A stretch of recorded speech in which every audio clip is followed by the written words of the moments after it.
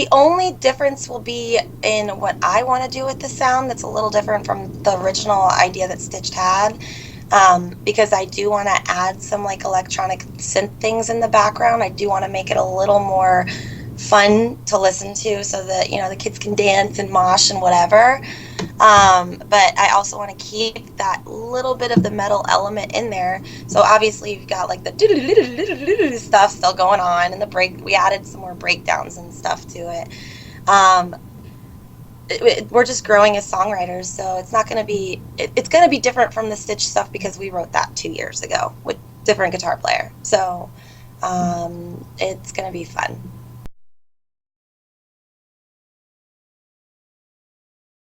It's an accumulation of really bad relationships. It's kind of like all of my relationships combined together, and how it ended, which it typically does, and how that sucks. And of course, everybody always calls you afterwards when you finally move on, and they're like, "Hey, what's up?" And you're like, "Dude, no, you kind of screwed me over." So that's what it's about. Yeah.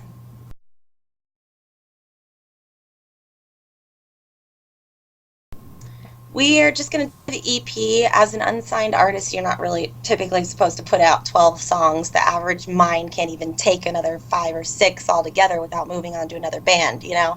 So basically, we're just going to set out some of that, try to get as much recorded based on what happens with that EP, shop it around, try to get some sort of deal so we can stay on the road and come and visit everybody that we talk to online. I got banned from glitter and blood. And I guess the venues don't like cleaning that stuff up. So until I get to the point where they really can't tell me no, then I'll throw more glitter. But for now, I just got to behave a little.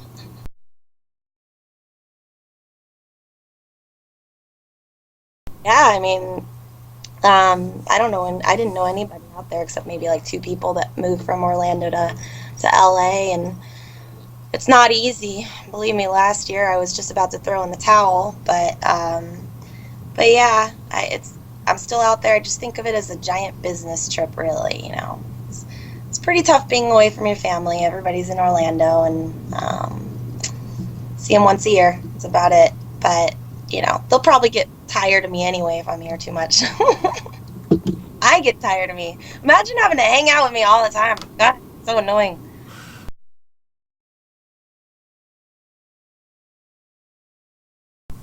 I think that we would make a good match with, I like female fronted bands a lot, obviously. I love the Pretty Reckless. Hailstorm, I think, is pretty rad.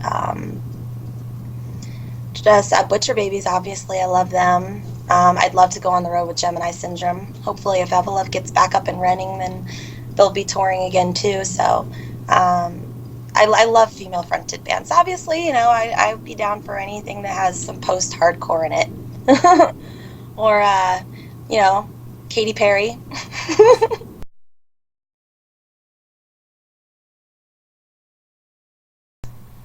I still haven't been with this band over to the East Coast, so obviously I need to get over. I want to go to Orlando and play a show one day. I'd love to do Warp Tour. I've been pushing for that since I was like in middle school. Like one day I'll be on that stage. But Orlando, New York, Chicago again, New York again, London, Australia, Brazil. Those are not towns, but countries and stuff. Yeah, pretty much Tokyo. Everywhere, pretty much.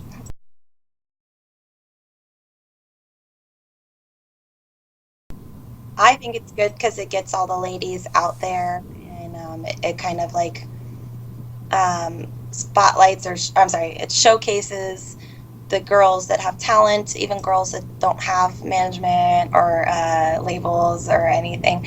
And but one thing is that I do feel like there's some sort of a competition, and there shouldn't be, between female fronted bands. But in the industry, everybody's always competing, which we should always work together. But whatever happens with that. Um, so I think it's a good thing. I think it helps with the revolver. It keeps the magazine selling, and it's definitely cool to be like, look, I was in a magazine.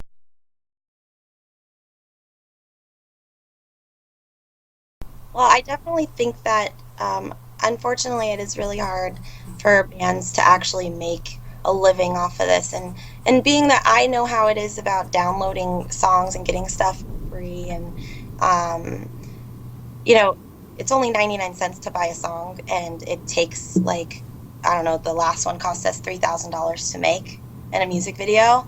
So just to get it out there and then push it as much as we can to spread the word, and kids don't understand that by burning songs and like stealing music, it's basically like taking out of our pockets, and like we've been working our butts off for this and we don't make that much money. We really lose more money than we make.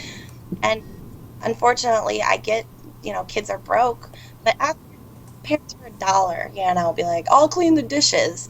But ultimately, you got to support your artists, because otherwise, those bands are not going to be around much longer. If they can't make survival, they can't make a living off of it. Those are your favorite bands that you're stealing their music are not going to be together because they can't financially afford it. So buy stuff, buy shirts, wear them, support your favorite bands, whoever they are. And that's the main thing to get across, is that it's hard. So especially for rock and roll this time. You die!